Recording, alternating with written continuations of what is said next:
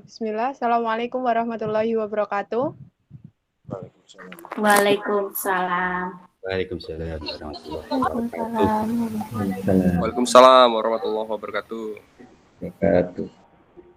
Sebelumnya, perkenalkan kami dari kelompok 4 akan presentasikan hasil diskusi kami dengan kelompok. Yang pertama saya sendiri, Fatimah Nur Isnaniah. Yang kedua, Ade Wahyuni. Yang ketiga, Alfira Widi. Yang keempat, Aprilia Saraswati. Yang kelima, Dwi Eka Nurmaita. Yang keenam, Firman Bayu. Yang ketujuh, Muhammad Mirfan. Yang kedelapan, Samsul Munir. Yang kesembilan, Solihah Nur Rahmawati. Dan yang terakhir, Danang.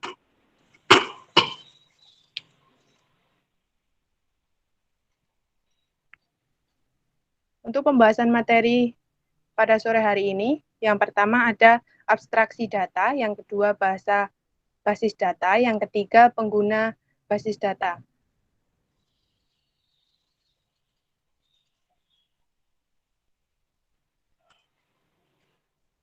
Untuk yang pertama akan disampaikan oleh Mbak Ade Wahyuni.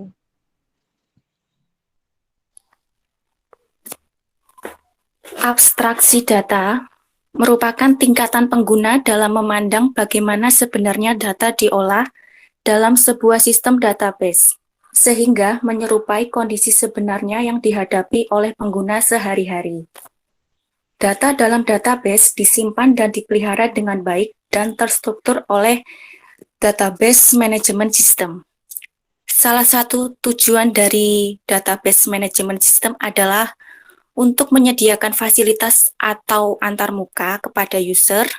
Oleh karena itu, sistem tersebut akan menyembunyikan detail tentang bagaimana data disimpan dan dipelihara, sehingga data yang terlihat oleh user sebenarnya berbeda dengan yang tersimpan secara fisik.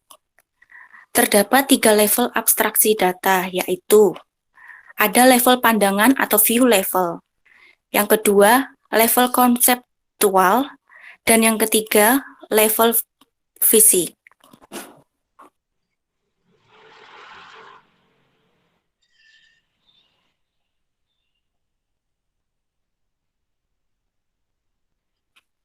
Berikut bagan abstraksi data.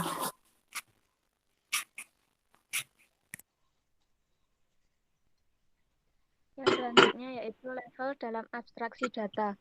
Yang pertama, level pandangan atau view level adalah level yang berhubungan langsung dengan pengguna database. Pada level ini, pengguna atau user hanya bisa melihat struktur data sesuai dengan keperluannya, sehingga setiap user bisa memiliki pandangan yang berbeda dari user lainnya. Yang kedua, level konseptual atau conceptual level adalah level dari para administrator database. Para administrator database memahami bagaimana satu view dijabarkan dari beberapa file data. Demikian pula pada saat perancangan database. Mereka dapat saja membagi data menjadi beberapa file agar dapat diakses dan disimpan secara efisien. Level yang ketiga yaitu level fisik atau physical level. Adalah level di mana data disimpan secara fisik dalam bentuk kode, teks, angka, ataupun bit.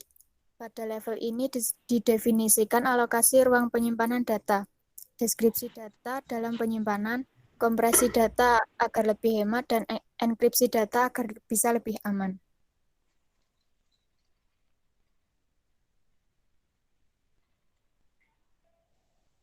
Selanjutnya yaitu bahasa basis data. BBMS merupakan perantara antara user dengan database. Cara komunikasi diatur dalam suatu bahasa khusus yang telah ditetapkan oleh BBMS.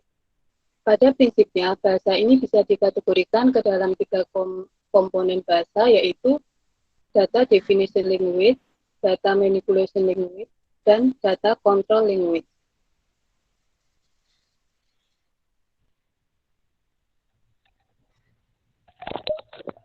Yang pertama yaitu data definition language, yaitu komponen bahasa DBMS yang digunakan untuk mendefinisikan struktur data antara lain, perintah untuk membuat tabel baru, terus di mana terdefinisi komponen atau file data dengan tipe dan panjangnya, mengubah indeks agar setiap rekod dalam satu file data dapat diakses melalui indeks.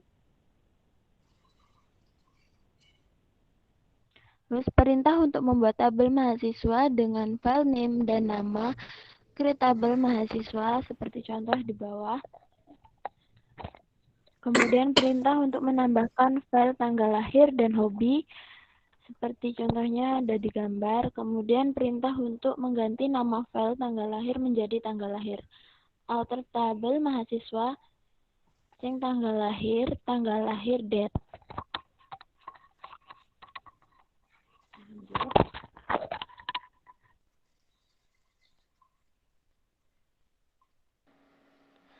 Ya, terima kasih. Untuk yang berikutnya, untuk perintah penggantian nama field tanggal lahir menjadi mohon maaf. Untuk pengganti nama field tanggal lahir menjadi tanggal lahir ya. Di sini untuk perintahnya alter tabel mahasiswa change tanggal lahir yang terdapat di database menjadi tanggal lahir date. Tampilannya seperti itu, mungkin mohon maaf agak kecil ya, jadi mungkin bisa di zoom. Untuk zoom in, di sini terdapat perintah untuk penggantian tanggal lahir. Kemudian hampir sama untuk perintah yang kedua, mengubah lebar data nama menjadi 25. Di sini alter tabel mahasiswa modify nama, yaitu untuk tipenya varchar, tinggal kita gantikan angka 25. Kemudian yang terakhir untuk perintah penghapusan field pada hobi, di sini alter tabel mahasiswa kita drop untuk hobi. Jadi untuk tampilan di database nanti akan berubah, untuk hobi akan menjadi menghilang begitu. Next. Data Manipulation Language atau DML. Data Manipulation Language adalah komponen bahasa database management system yang digunakan untuk memanipulasi data. Antara lain, perintah-perintah untuk melakukan hal-hal berikut ini, yaitu mengambil data dari basis data, contohnya list, display, dan select.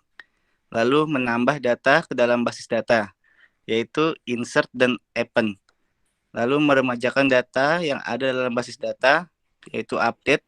Lalu menghapus data yang tidak diperlukan, yaitu delete. Mengurutkan data, yaitu sort. Menghitung frekuensi data, yaitu count. Mencari data, yaitu seek and find.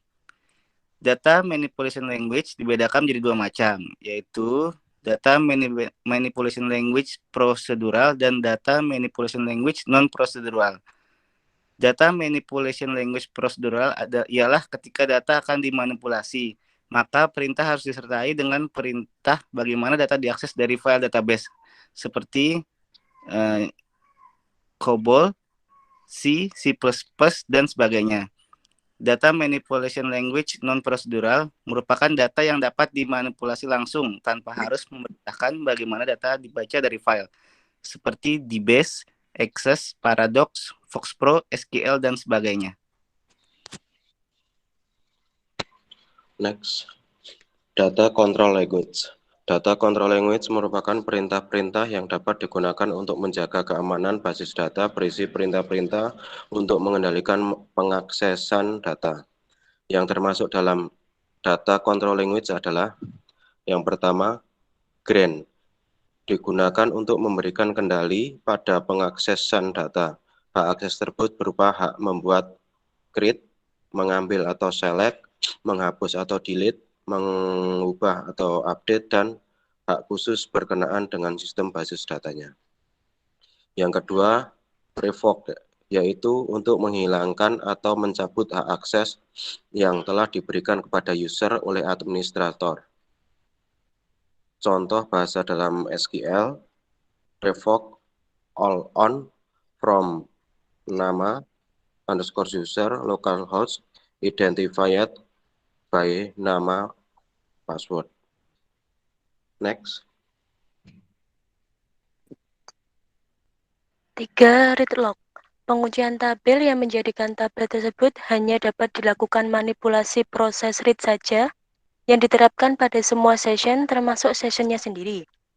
Jadi jika ada manipulasi tabel seperti insert, update, delete, tracked, statusnya akan selalu waiting hingga dilakukan unlock table. Contoh bahasa dalam SQL, log tabel mahasiswa read. 4. Write log. Pengujian tabel yang menjadikan tabel tersebut hanya dapat dilakukan manipulasi proses read, insert, update, delete, truncate pada sessionnya sendiri. Dan hanya terjadi pada session lain, hanya dapat melakukan proses read tabel saja. Dan untuk proses yang lain seperti insert, update, delete, truncate, statusnya akan selalu waiting hingga dilakukan unlock tables. Contoh dalam bahasa SQL adalah log tabel mahasiswa write.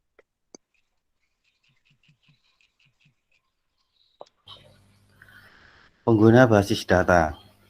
Pengguna basis data di sini ada 3. Yang pertama yaitu Database Manager adalah suatu modul program yang menyediakan interface antara penyimpanan data low level dalam database dengan satu aplikasi program dan query yang diajukan ke sistem. Nah, tugas dan tanggung jawabnya adalah pertama berinteraksi dengan manajer file, kemudian menjaga integritas data, kemudian menjaga keamanan backup data. Kemudian yang kedua, database administrator ialah orang yang mempunyai kekuasaan sebagai pusat pengontrolan terhadap seluruh sistem baik data maupun program yang mengakses data. Nah, fungsinya adalah fungsi database administrator yang pertama mendefinisikan pola struktur database, kemudian yang kedua mendefinisikan struktur penyimpanan dan metode akses, kemudian yang ketiga mampu memodifikasi pola dan organisasi fisik, kemudian yang keempat menspesifikasikan keharusan integritas data. Kemudian tugas dan tanggung jawabnya adalah menetapkan kebutuhan para pengguna dan memantau akses pengguna beserta keamanannya, kemudian membuat konsep rancangan untuk database, dan yang terakhir merancang desain sehingga dapat diartikan dalam mode data yang spesifik. Kemudian yang ketiga database user. Di sini database user ini ada 4 macam pemakai database yang berbeda keperluan dan cara aksesnya, yaitu yang pertama adalah programmer, kemudian yang kedua user mahir atau casual user, yang ketiga user umum end user, kemudian yang keempat user khusus specialized user. Nah, demikian dari kelompok 3 ini ya. Kelompok 4 tadi guys, 4 ya. Mungkin dari teman-teman ada yang mau menambahkan atau ada yang bertanya? Tidak ada? Kalau tidak ada, saya tutup. Kurang lebihnya saya mohon maaf. Akhirul kalam, wassalamualaikum warahmatullahi wabarakatuh.